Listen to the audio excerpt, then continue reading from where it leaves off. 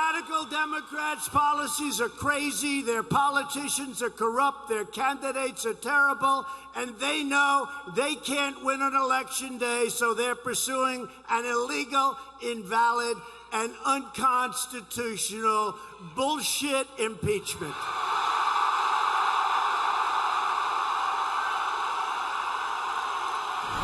You know, sometimes the president, we know, does say some things that can be a little surprising. That's one of them. And at the same time, it's not a game or kind of a thing to shock people specifically. It's kind of the nature of how he's approaching this, like many Americans. Now, we're going to talk about this and the general message and the remarkable impact of these rallies. Joining me now, Charlie Kirk, founder of Turning Point USA, and Anthony Tall, a Democratic analyst. Gentlemen, welcome aboard. Thank you for joining me tonight. Thank you. Of course. All right. Look, hi there. So, Charlie, somebody on social media had noted that, look, a lot of us had watched the rally last night, and yet all these people still got in line going into this rally this evening, likely to hear some of the same messaging, but wanted to be in the realm of what this man was saying and doing. He had been very underestimated during the 2016 race. Do you think that these rallies indicate the same or more enthusiasm for this next coming up election here in 2020?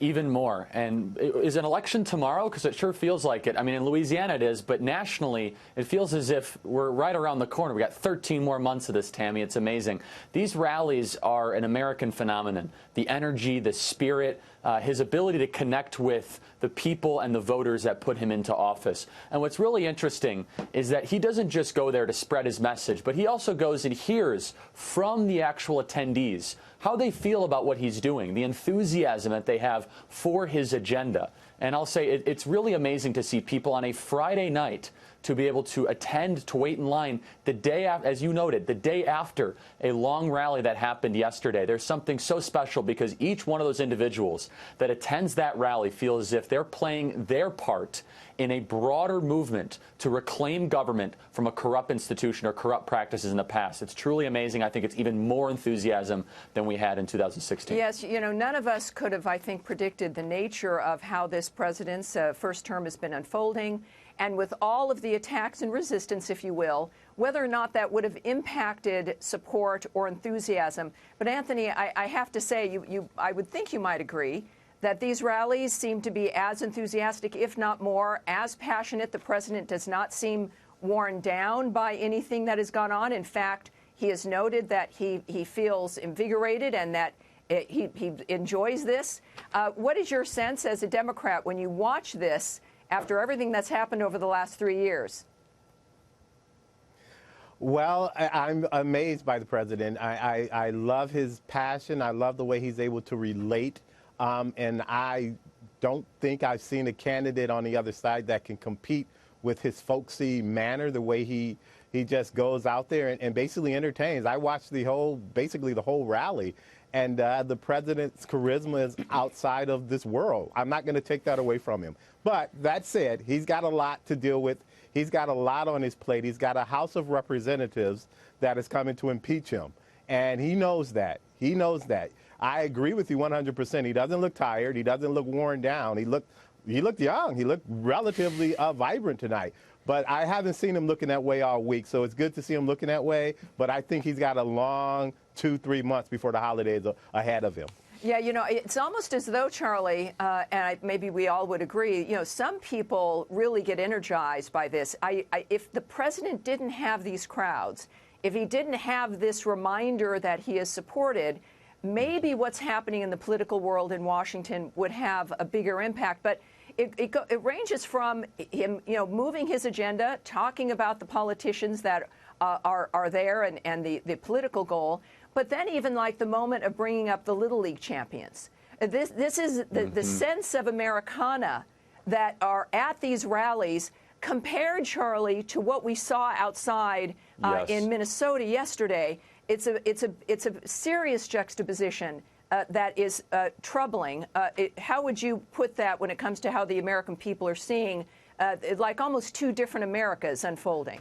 It's a phenomenal point, Tammy. And look, these rallies are less political and more cultural than anything else. the people that attend these rallies, they feel a reinvigoration for the patriotic spirit that just seems to have been diminishing over the last couple decades. I think it was a really interesting previous point that was made, because a lot of other Democrats are saying the exact same thing. They see a president that looks younger today than before he took office, which is a rather new phenomenon, especially in recent presidents. They see the crowd sizes. They see his presidential campaign sitting on over $125 million in cash, an extraordinary figure. They see all this, and so then they now look to that word that was said, impeachment, because for them, that is now a political tool to try to stop the president's enthusiasm and movement. If he's drawing these crowds 13 months out, what's it going to look like a year from today? Yeah, it's pretty amazing.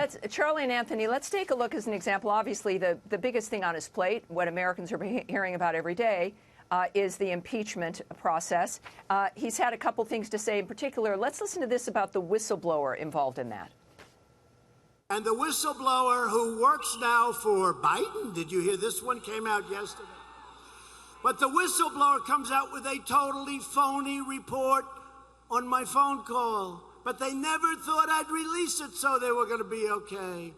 8 times quid pro quo, except it was no time. Yes, you know, by the way, I want to make one correction. It's not that the whistleblower works for Biden. It's that the Washington Examiner came out with a story making an assessment with what we know about the whistleblower, that the 2020 candidate that the Inspector General and his attorney said that he had been associated with a 2020 candidate, that it appears quite directly that it was likely Biden. So with that, Anthony, you know, this is what's interesting is that the messaging that this approach would you know, put a wet blanket on the president's support, that it would depress his supporters, that it would give somehow a boost to the hopes of the Democrats to take the White House. It may be having the opposite effect. I don't doubt that they'll impeach him. They've got the votes. But that seems like a political act at this point. Would you agree? Well, I think it will appear political to the Republicans and to that side of the branch, but up to that side of the aisle. But you just have to remember, hey, I'm a Detroit Tiger fan. When we have to go to New York, we didn't have a good year. We got to go to New York and play the Yankees. The Democrats have a lot of evidence, you know, whether we're going to lose or not. We don't say we're going to lose, so we don't got to go. Right. So, you know, so same thing with the Democrats. They feel as if they have enough evidence. They feel as if the House of Representatives, which they have the majority in, has enough evidence to move forward. So it's their duty to go play ball. Well, Anthony, so what happens in the Senate is different. They took the House because playing ball in the midterm elections was promising to deal with the issues. They promised to go to Washington and take things seriously and get things done. They talked about health care. They talked about prescription drug prices. They talked about jobs and wages. So if we're going to really go to the finish line here and we have to deliver and we've got to go where we got to go, shouldn't it be about the issues? And does it not trouble you that they aren't doing that? Is it because they don't understand the issues or they don't have the solutions? Or is it that they don't feel they can win in 2020 because the president is accomplishing so much? Well, I think that they think they can beat him, and I think they're going to follow the polls. But I just believe that the hardcore base of the Democratic Party has wanted this president impeached. And once they've gotten something that they can latch on to, they're going to impeach him. But I don't think that they think he's unbeatable. Although it's fair to your point, I look at the audience and the charisma, then I look at what the Democrats have put up, and I haven't found anyone that can really compete with that charisma. That's the trouble. You know, that's a trouble the Democrats have. I will, yeah. Is the nature of their lineup. And I will lineup. agree with that. Now, besides the people who are running for President Anthony, there's also people already in office, still in office, like Nancy Pelosi. Charlie Anthony, take a listen to what he had to say about the Speaker of the House earlier. Nervous Nancy. Yeah. Nervous Nancy. I used to think she loved the country. She hates the country because she wouldn't be doing this to the country if she didn't. She hates the country. Nancy Pelosi hates the United States of America. Yeah, boy, that's a strong statement. And at the same time, some of these actions, including impeachment, some Democrats have said that you know, they can't beat this great economy, and so that there's certain individuals who think, well, like Bill Maher said it, that maybe, you know, a recession would be a good idea because at least it would, while it would be horrible for the people, it would get the president out. Charlie, do you think it's possible that they actually want the economy to do badly, that they really think that the ends justifies the means here? Is the president right that Nancy Pelosi hates the country, or she just can't see past herself? It sure doesn't seem they're happy that America's succeeding. Do you remember back to the State of the Union address when President Trump announced the lowest ever black unemployment rate and the Congressional Black Caucus stayed seated?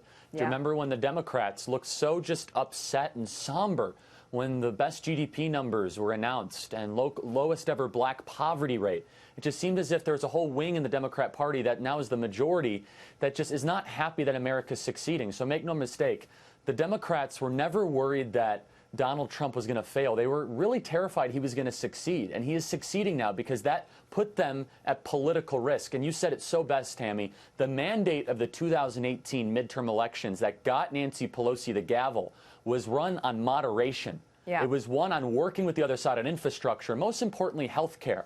And so a lot of these districts that Donald Trump won in 2016 are now occupied by blue dog Democrats that are now very, very nervous that the squad and Nancy Pelosi have taken over power and are threatening impeachment. All right. Well, gentlemen, I'll tell you, it is, even though we might disagree on the issues, it's a very exciting time to be working in politics.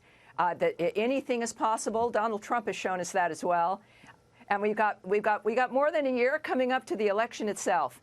And this is going to be, this reformation of the country is going to continue. Everyone's got a challenge, and it's a pleasure to have heard from you and your opinions tonight after another Donald Trump rally. Charlie and Anthony, thank you, gentlemen, very much for joining me. I do appreciate it.